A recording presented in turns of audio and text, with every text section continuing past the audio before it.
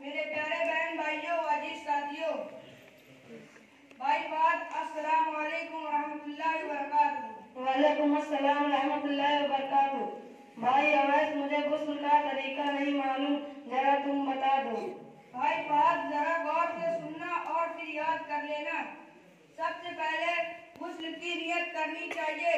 मैं नियत करता हूँ गुस्ल करने के लिए, नापाकी दूर करने और हासिल करने के लिए। फिर जिस्म में जो नापाकी या गंदगी लगी हो उसे धो लेना चाहिए। फिर चोर जगहों को भी धो लेना चाहिए, जैसे नाक व बगल वगैरह धो लेना चाहिए। फिर वजू कर ले तो बेहतर है। फिर एक मर्तबा कुल्ली या गरारा करना फर्ज है। 3 मर्तबा कुल्ली या गरारा करना सुन्नत है। 1 मर्तबा नाक की नरम हड्डी तक पानी पहुंचाना फर्ज है। 3 मर्तबा नाक की नरम हड्डी तक पानी पहुंचाना सुन्नत है। फिर पूरे बदन में इस तरह पानी डालें कि बाल के बराबर जगह सूखी न रहे, वरना गुस्ल न होगा। गुस्ल में 3 फर्ज होते हैं। नंबर 1 कुल्ली या गरारा करना। नंबर 2 नाक की नरम हड्डी तक पानी पहुंचाना। नंबर 3 पूरे बदन में इस तरह पानी डालें कि बाल के बराबर जगह सूखी न रहे।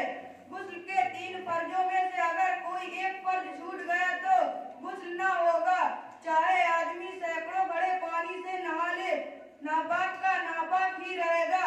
रोजे की हालात में कुल्ली करना चाहिए, बाकी के हालतों में गरारा करना चाहिए।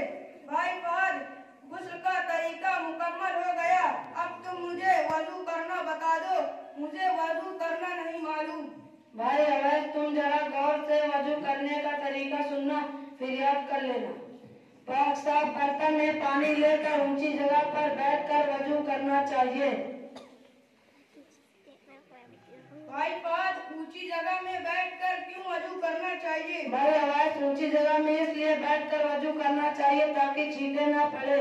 वजू करने से पहले वजू की नियत करनी चाहिए।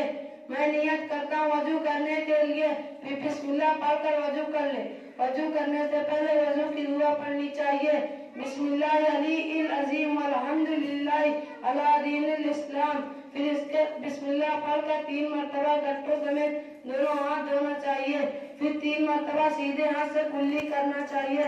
फिर 3 मर्तबा सीधे हाथ से नाक की नरम हड्डी तक पानी पहुंचाना चाहिए। उल्टे हाथ से नाक साफ करनी चाहिए। फिर 3 मर्तबा चेहरा धोना चाहिए। पेशानी से लेकर टूटी तक, एक कान की लौ से दूसरी कान की लौ तक। फिर दोनों हाथ कोहनी समेत धोना चाहिए। पहला सीधा हाथ फिर उल्टा हाथ। फिर दोनों हाथ में पानी बहाना चाहिए, पहले सीधे हाथ में फिर उल्टे हाथ। फिर चौथाई सर का मसा करना चाहिए। फिर कान का मसा करना चाहिए।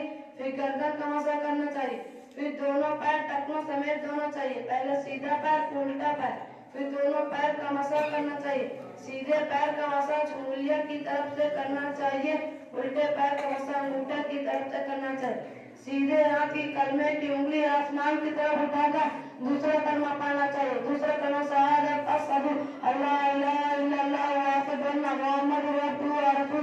फिर इसके बाद वजू की बात की दुआ पढ़नी चाहिए। बिस्मिल्लाह अली अजीम अल्हम्दुलिल्लाह अल्लाहुम्मा सल्लि मिनत तव्वाबीन वसअल्लि मिनल मुतहहरीन। फिर वजू में 4 फर्ज होते हैं। नंबर 1 चेहरा धोना। नंबर 2 कोहनी समेत दोनों हाथ धोना। नंबर 3 चौथाई सर का मसा करना। नंबर 4 दोनों पैर टखनों समेत धोना। इन 4 फर्ज में से अगर एक भी फर्ज छूट गया तो वजू ना होगा। जब वजू ना सही होगा तो नमाज भी ना होगी। वजू इस तरह करना चाहिए कि वजू करने में कोई जगह सूखी ना रहे। अगर वजू करने में कोई जगह सूखी रह गई तो वजू ना होगा। जब वजू ना सही होगा तो नमाज ना होगी। भाई अवैस, वजू का तरीका मुकम्मल हो चुका है, अब तुम याद कर लेना। अस्सलाम वालेकुम रहमतुल्लाहि व बरकातहू। वालेकुम अस्सलाम व रहमतुल्लाहि व बरकातहू।